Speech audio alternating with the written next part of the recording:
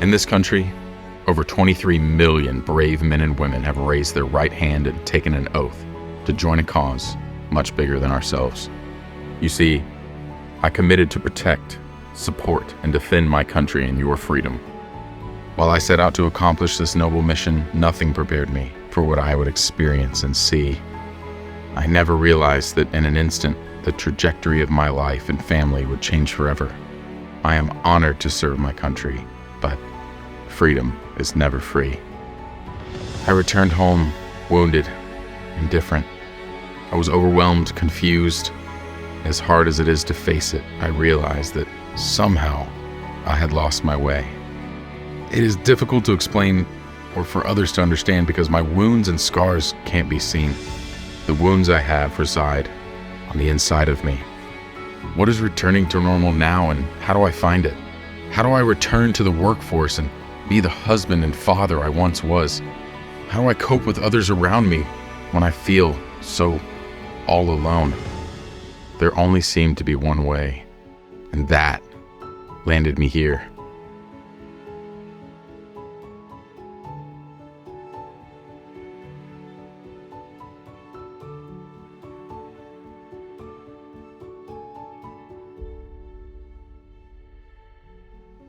Since I became a part of this class, I knew that there was something better for me.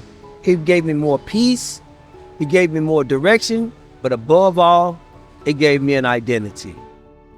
It just touches my heart to see people want to come out and support us in everything we do, especially in here.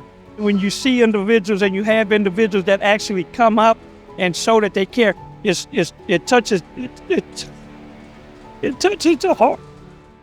I realized I wasn't real proud of who I was. That guy that came in here about 3 years ago, self-centered, didn't really care about anybody but me, didn't care much about God. It didn't take long to realize that that's not the guy I wanted to be. So now, after about 3 years, totally different story. I'm thankful, I'm grateful. I get up every morning, I'll try to figure out how to come out here on the unit, add a little value to this place through my job, add value to these guys, help out where I can. I've gotten all my relationships with my folks fixed up outside.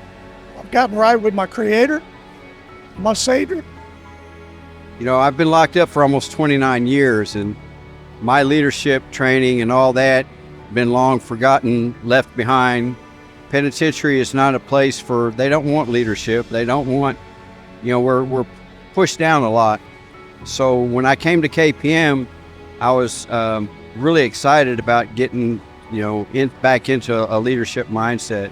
And one of the first things that I noticed from very beginning, when Kent and Priscilla Pate, when they came with such energy. It was just amazing. And they always brought a message of hope and encouragement. But their energy is what struck me first. And that began the transformation. I might not be the man that I ought to be, but I thank God that I'm not the man that I used to be, and I'm a man becoming. And so I just want to thank KPM and the Leadership Academy and all that they've done for us, the time that's been invested. Time is valuable. And I learned when they gave me a 20-year sentence, I'm 10 years down in, that I made up my mind a long time ago that I'm not going to waste time, that I'm going to invest it. And so I wanted to leave here better than I came in. I felt that I owed it to my mother, to my family, to those who've invested in me while I've been incarcerated, to walk out of here a better man. But more than anything, not just to myself, but to the community. And there's young men that are up and coming and generations that are rising. And I believe that it's my part to invest in them and what I've learned and gained from this Leadership Academy. So with that, I want everybody to know that who's invested in this academy, those who believed in us, that we're men on our way and we're becoming. When I showed up here, I was at the beginning of my third stint in prison. I had a child on the way for the first time. I really didn't know what I was going to do. I was reaching out for change, but I didn't know what all I needed to change. I just knew I needed to change everything. When I came to this class with Ken and Priscilla, Ken's not afraid to confront the things that need confronted, to help us lay down the things as men that we need to put away, and to build up the things in us that it takes to be a man.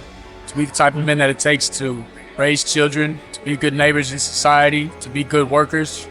I know from taking this class when I get out of here, I'll be able to stay a free man. I'll be able to raise my son and be a good father. I'll be able to be a good son to my mother. Things that I've never been able to do before in my life. Kid and Priscilla give us hope. They believe in us. They allow us to believe in ourselves. They allow us to see the other part of ourselves that we weren't able to see before this.